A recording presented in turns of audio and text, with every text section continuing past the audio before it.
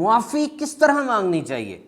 असूलन तो मुआफ़ी मांगने की आवाज़ भी इतनी बुलंद होनी चाहिए जितनी बेइज्जती करने और जलील करने की आवाज़ थी। याद रखिए, मुआफ़ कर देना ये इतना आसान नहीं होता, कभी कभार तो बहुत मुश्किल हो जाता है। जो चोट लगी होती है ना, जो नुकसान हुआ होता है वो छोटा होता है, लेकिन मुआफ़ कर देना ये बड़ा मुश्किल लगता है।